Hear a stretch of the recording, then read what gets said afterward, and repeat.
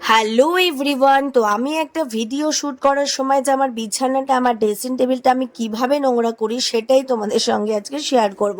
তো দেখতেই পাচ্ছ আমি এখানে একটা ভিডিও শ্যুট করেছি। তো দেখো আমি আমার বিছানাটার কি হাল করে রেখেছি, সারা আলমারি, ড্রেসিং টেবিল সর্বস্ব কিছু ছড়িয়ে রেখেছি।